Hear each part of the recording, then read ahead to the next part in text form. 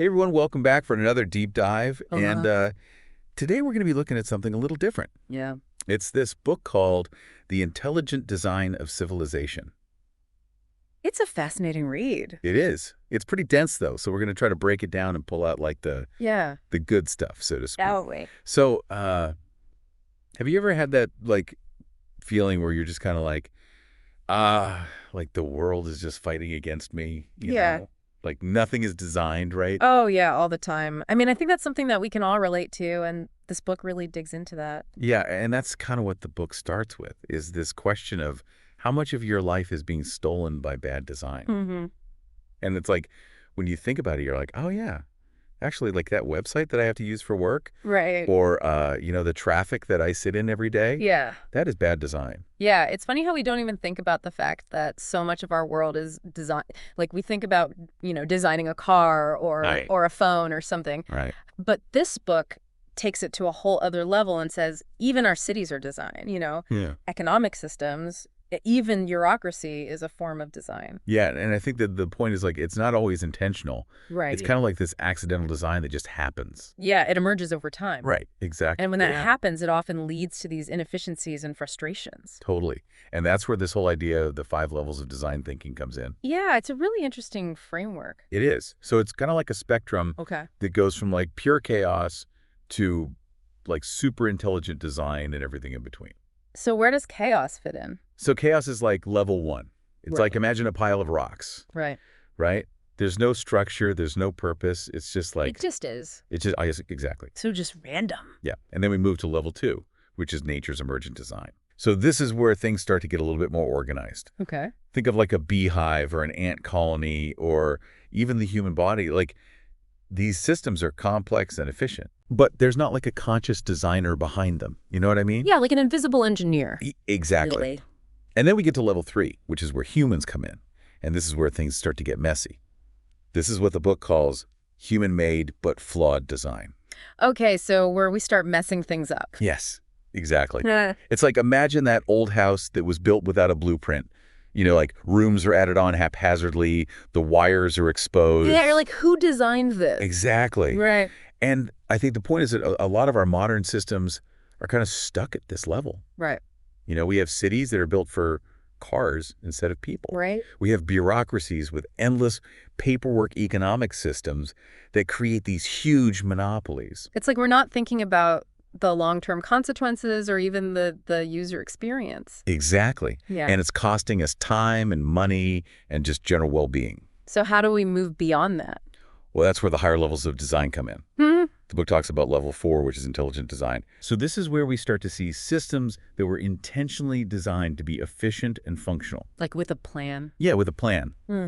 Like think about the invention of the wheel or the internet. Like these are huge game changers. Totally. They transform society. They did. And they were designed that way on purpose. Right. It wasn't just an accident. So they were thinking about the problem and how to solve it. Exactly. And then at the very top, you have level 5, which is super intelligent design. Okay, so now we're getting really futuristic. We are. We're talking about systems that can actually learn and adapt. Mm. Like they're constantly improving themselves based on like data and feedback. So like AI-driven cities that can manage traffic flow in real time or economies that can kind of like self-regulate. Exactly. Like imagine a world where things are just constantly getting better. It's a pretty wild idea. It is. Yeah. And the book argues that this is the key to like building a better future. Yeah. You know? Yeah, I mean, if we can design systems that are actually intelligent and can learn from their mistakes, then theoretically we should be able to solve a lot of the problems that we're facing today. Totally. And to get there, the book introduces this really simple but super powerful tool called the 3-second rule. Okay, I'm intrigued. What's that? So have you ever walked up to a door and you can't figure out if you should push or pull? Oh, yeah, all the time. Like you just stand there for a second like, Is this a push or a pull? yeah, exactly. That right there is bad design. Okay. The 3-second rule basically says that if it takes you more than 3 seconds to figure out how something works, it's poorly designed. That's interesting. I like that. It's like that website example, the one we were talking about earlier. Yeah. That's costing you time every time you have to like figure out where to click. Right. And it's not just time. It's also, just frustration and missed opportunities. And even like Yeah. the book has this example of like a medical device that was Right. poorly designed. And like patients were getting harmed because it was so hard to figure out how to use it. That's scary. So how do we fix all this bad design? Well, the good news is that this book actually gives us a 5-step playbook for redesigning anything. Anything. Pretty much. Okay, I like it. And the best part is you can apply it to your own life, your work, even like bigger systems like your city. I'm ready. Let's hear it. So step 1 is identifying the root cause of a problem. Oh. Which sounds simple enough, but so often we get caught up in like Right, sure. treating the symptoms instead of actually getting to the root of the issue. It's like putting a Band-Aid on a broken leg. Exactly. Okay, so like with the traffic example. Yeah. Let's say you're always late for work because of traffic. Okay. The easy solution is just to leave earlier. But the root cause might actually be a poorly designed public transportation system. Right. Or a city that prioritizes cars over pedestrians and bikes. Exactly. So you're not actually solving the problem. You're just like working around it. Right. Okay, so you got to figure out what the root cause is first. Right. Then step 2 is applying that 3-second rule. Oh, yeah. Is the system intuitive? Right. Can you understand how it works quickly and easily? If not redesign. Yeah, exactly. Okay, I like it. What's step 3? Step 3 is where it gets really fun. Yeah. This is about using something called first principles thinking. Oh, I've heard of this. Yeah, have you? Yeah, it's like breaking down a problem to its most basic elements. Exactly. And then rebuilding it from the ground up. Right. So let's take like online shopping as an example. Okay. What are the core elements there? Yeah. You need products. You need buyers and sellers, a way to connect them, a payment system, and a delivery method. Okay. Yeah, that makes sense. So now imagine you're starting from scratch. Could you design a more efficient, equitable, and enjoyable online shopping experience? Wow. Yeah, I love that. Like hitting the reset button and saying, how can we do this better? Exactly. I love it. Okay, what's next? So step 4 is all about testing your ideas. You don't want to just like overhaul a whole system overnight. Right. Start with small experiments. Get feedback. Right. Iterate and see what works. Like a scientist. Exactly, like testing a hypothesis. Yeah. You wouldn't release a new drug without doing trials and experiments, right? Right, exactly. Right. Okay, so you test it out, make sure it works. Right. And then finally, step 5 is scaling up what works and eliminating what doesn't. Okay. So be ruthless in your pursuit of good design. I love this whole process. So this is so empowering. It's like you don't have to just accept things the way they are. Right. You can actually become a designer of your own life, your own world. I love that. And, the book actually takes this idea even further and kind of paints a vision of what an intelligently designed future could look like. Oh, really? Yeah. Okay, tell me more. Like mind-blowing. Ooh.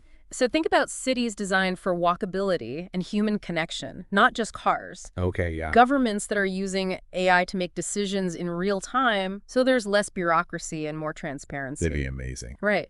And then economies that are built on fairness and sustainability where everyone has the opportunity to thrive. Wow. So like a utopia, essentially. Yeah, kind of like that. But, they're actually grounding it in reality. They're pointing to examples of these ideas that are being implemented all over the world. Oh, really? Like where? Well, like in Singapore, for example, they're using AI to manage traffic flow and reduce congestion. Oh, wow. And then in some Scandinavian countries, they're experimenting with universal basic income to kind of combat economic inequality. So they're like actually testing these things out. Yeah, exactly. Amazing. So it's not just wishful thinking.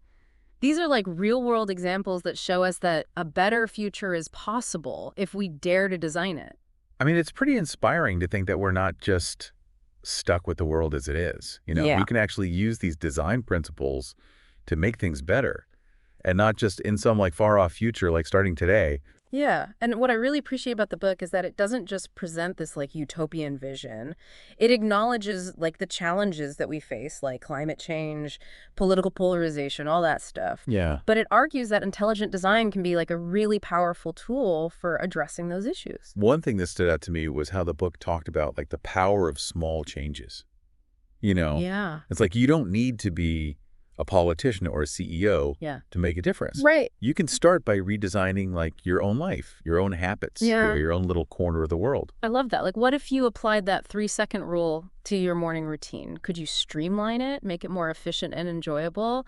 Yeah. Could you use first principles thinking to like declutter your workspace or improve communication with your team? Ooh.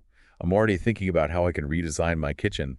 I swear I spent half my life looking for a spatula. Exactly. It's like those little things might seem insignificant on their own, but they could have this ripple effect. They can inspire other people, spark conversations, and ultimately contribute to a larger movement towards more intelligent design.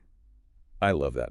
And the book really emphasizes that intelligent design isn't just about efficiency or aesthetics. Yeah. It's about creating systems that are humane and equitable and sustainable. It's about designing a world where everyone has the opportunity to thrive. Absolutely. And it's not just about these big systemic changes. It's about creating a culture where design thinking is valued and applied at every level, like from the way we design our cities to the way we design our relationships. Yeah, I love that. So as we wrap up this deep dive, I want to challenge you to think about one area of your life where you can apply these principles. Yeah. What system, no matter how big or small, can you redesign to make it more intelligent, more efficient, more humane? It's a really powerful question to ask yourself. It is, Yeah. because the future is not something that just happens to us, right? No. It's something we design. One choice at a time. I love that. Well, that's it for our deep dive into the intelligent design of civilization. We hope you enjoyed exploring these ideas with us, and that you're feeling inspired to become a designer of your own world. Thanks for listening.